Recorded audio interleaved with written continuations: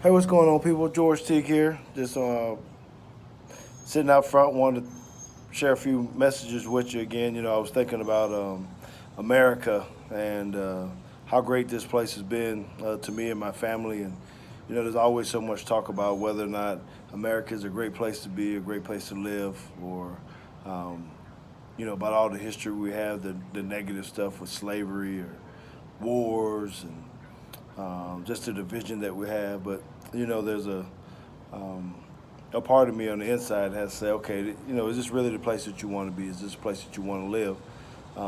Is it a blessed place for you and your family?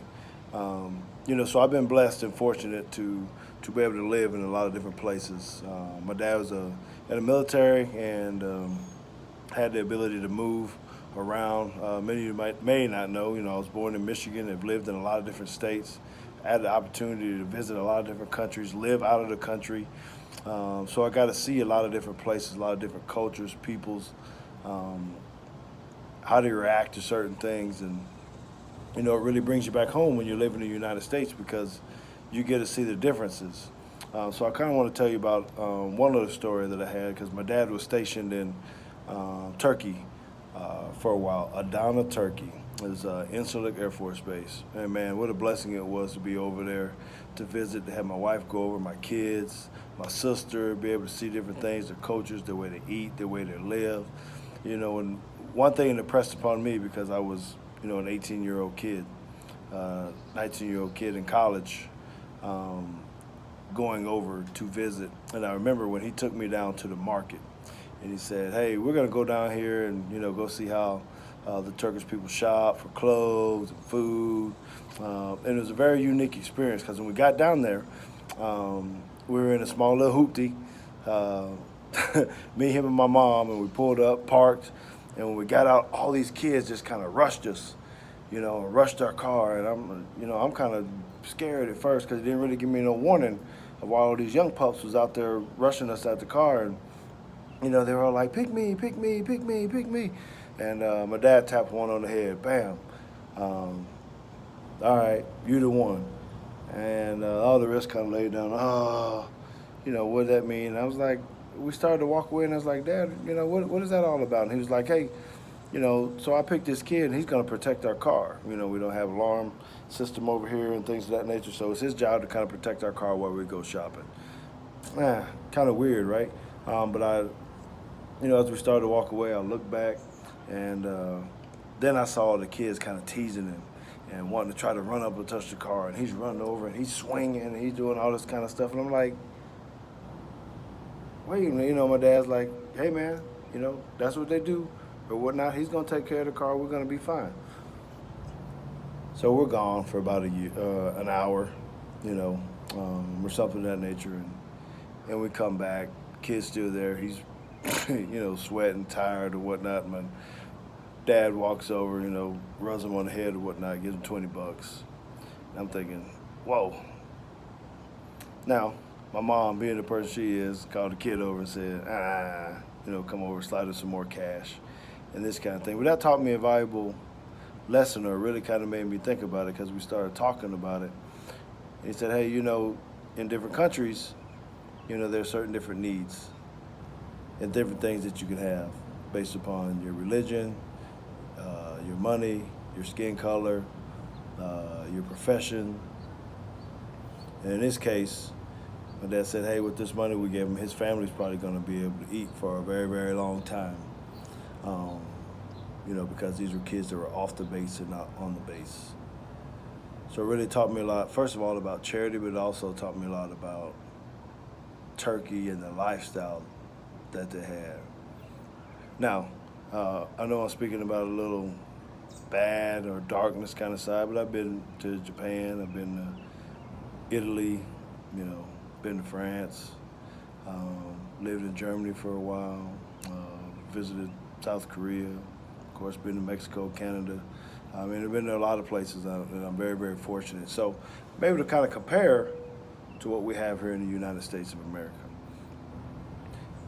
And I love being here in the United States of America, even though we've had all the darkness in the past.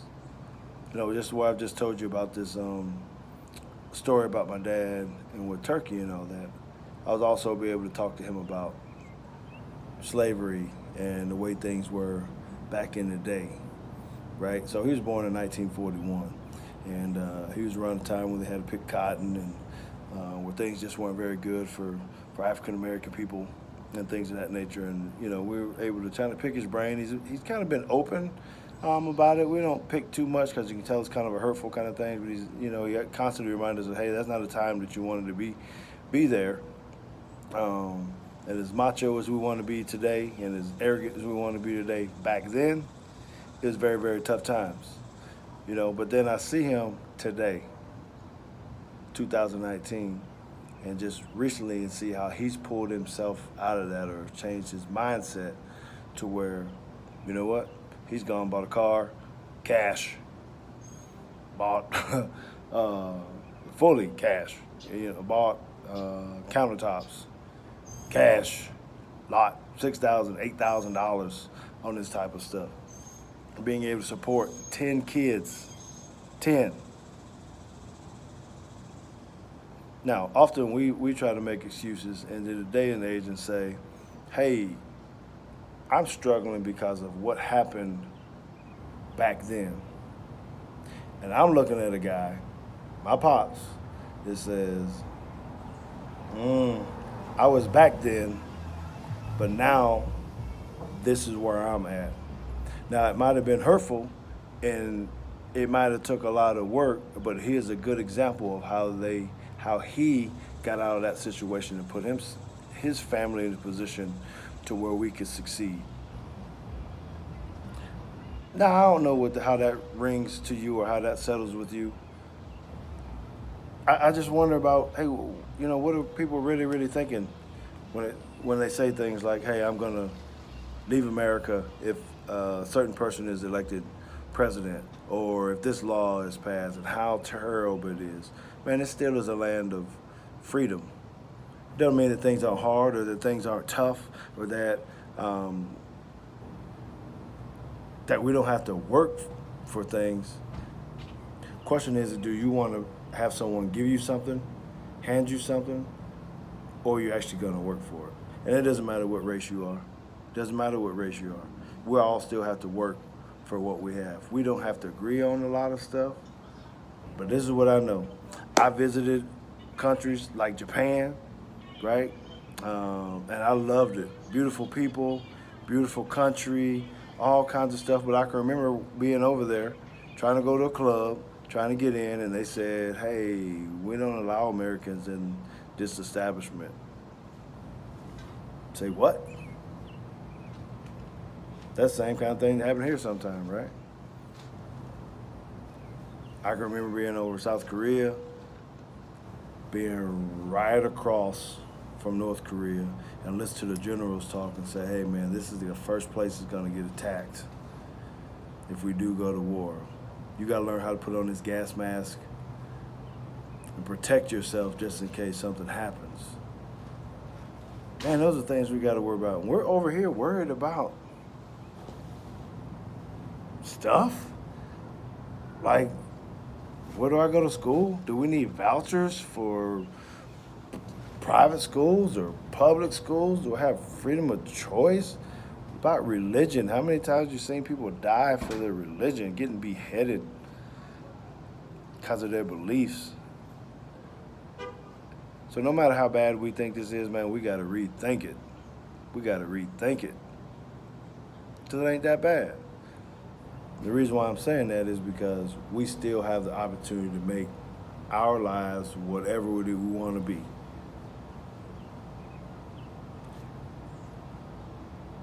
If you're gay, you can be whatever you want to be. If you're a Christian, you can be whatever you want to be. If you're Muslim or any other religion, you can be whatever you want to be. If you have a learning difference, you can be whatever you want to be. People can't stop you from doing what you want to be. You can say that they're stopping you, but you can work past that. That's why I look at my dad the way that he is, because he got past that. He got past that. Black man, living in those times, figure out to this day how he can make his family happily and give them everything that we need. So I'm choosing to stand by the United States of America. I'm very proud of this. I know a lot of you may have seen me running out in the game with the flag at the Dallas Cowboys Stadium, things of that nature. Man, that's a prideful moment. One for my pops, because he served in the military and all that, but also because I believe in this place. I think it's awesome. Man, yeah, we got a lot of work to do. We're divided. It's not because of necessarily some people from today or back in the day. It's all because of us. Everything that's happening is because of us, and we got a choice to be able to fix that. We need to be able to talk about critical things and decide that we're going to disagree about things, but be able to move on and not get stuck on it. We just have to. So I'm going to fly my flag. I'm going to fly my American flag out here. 4th of July is coming up. Man, I'm going to eat my barbecue, have me a cocktail, be happy for Independence Day, and try to make a difference by the words that we say, by the words that I say.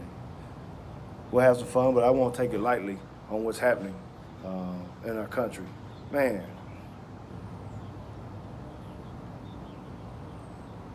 I mean, shoot, man, come on. Colin Kaepernick, right? Had a great opportunity, a platform to be able to draw us together. What has happened with that? Use a platform, a stage, the NFL, football games, to be able to draw us all together.